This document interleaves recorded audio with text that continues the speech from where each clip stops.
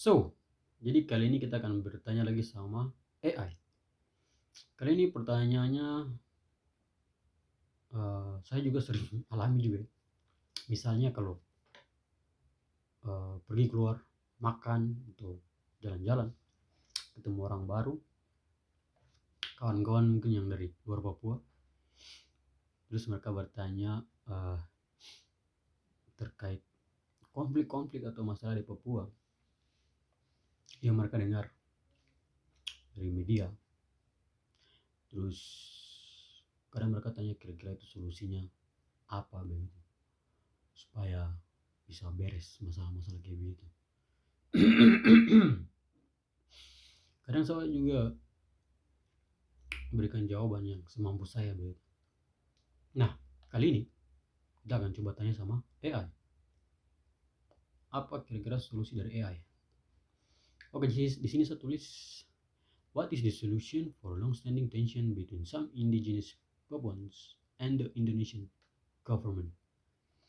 And ini adalah jawaban dari AI. Kita lihat. Oke, so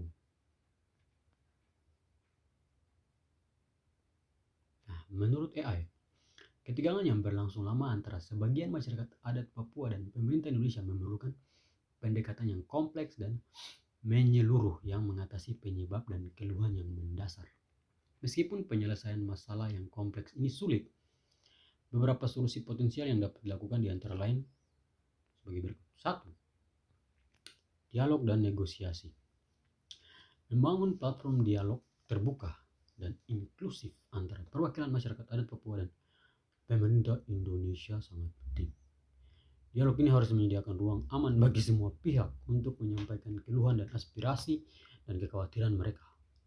Upaya mediasi melibatkan pihak ketiga yang netral, seperti tokoh masyarakat, tokoh agama, atau mediator internasional, dapat membantu memfasilitasi proses dialog. Oke.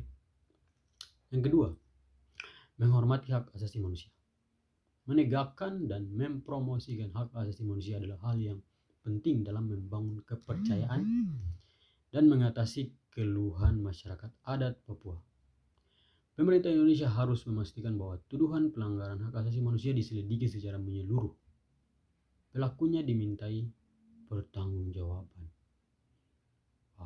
Pasukan keamanan harus dilatih dalam standar dan protokol hak asasi manusia untuk mencegah penyalahgunaan, dan organisasi masyarakat sipil harus diberdayakan untuk memantau dan melaporkan setiap pelanggaran. Oke, yang ketiga, membangun sosial ekonomi. Mengatasi disparitas sosial ekonomi antara masyarakat Papua dan wilayah lain di Indonesia sangat penting untuk mempromosikan kesetaraan dan mengurangi marginalisasi. Pemerintah Indonesia harus melaksanakan program pembangunan yang ditargetkan di Papua dengan fokus pada pendidikan, kesehatan, infrastruktur, dan peluang ekonomi. Inisiatif ini harus dirancang melalui konsultasi dengan komunitas masyarakat adat Papua untuk memastikan memenuhi kebutuhan dan aspirasi mereka secara khusus. Oke. 4. Hak atas tanah dan pengelolaan sumber daya. Mengakui dan melindungi hak atas tanah masyarakat adat Papua adalah hal yang penting. Pemerintah Indonesia harus terlibat dengan komunitas adat dalam mengembangkan mekanisme yang sesuai untuk kepemilikan tanah, pengelolaan sumber daya, dan pembagian manfaat yang adil. Ini dapat melibatkan penguatan kerangka hukum, mendukung inisiatif pemetaan tanah berbasis masyarakat, dan memastikan adanya representasi masyarakat adat dalam proses pengambilan keputusan terkait pengelolaan tanah dan sumber daya. Kelima, yang terakhir ya, pelestarian dan pengakuan budaya. Menghormati dan mempromosikan identitas budaya masyarakat adat Papua sangat penting untuk memupukkan rasa kepemilikan dan mengatasi keluhan budaya.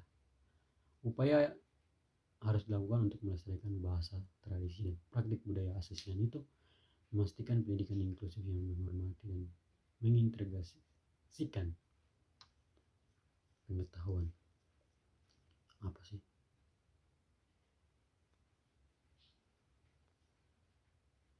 Terus yang keenam, yang ada lagi nomor 6, monitoring dan accountability. Jadi di sini coba establishing independent mechanism to monitoring the implementation of agreement and commitment made between indigenous Papuans and the government is crucial. This mechanism should involve indigenous representation and have authority to hold all parties accountable for their action and commitment. It is important to recognize that the specific solution and approach may vary depending on the needs and expression of different indigenous Papuan communities. A genuine commitment to meaningful engagement, respect for human rights, and addressing the root cause of tension are essential elements for achieving a peaceful and sustainable resolution to the long-standing tension. Hmm, I think I have to translate this. So guys, wait a minute. Let's translate this, okay? So we can agree on this part. Alright, let's start over. Oke, yang keenam, yang terakhir. Monitoring dan akuntabilitas. Membentuk mekanisme independen untuk memantau implementasi perjanjian dan komitmen antara masyarakat adat Papua dan pemerintah sangat penting. Mekanisme ini harus melibatkan representasi masyarakat adat dan memiliki otoritas untuk menegaskan pertanggungjawaban semua pihak atas tindakan dan komitmen mereka.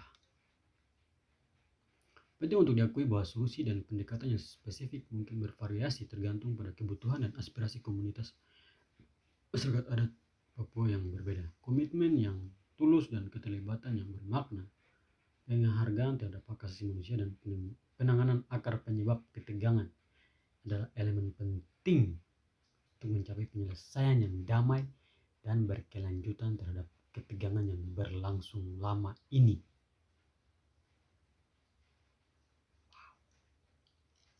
So, itu adalah jawaban dari AI. So, cuman ya begitu aja lah. Oke. Peace.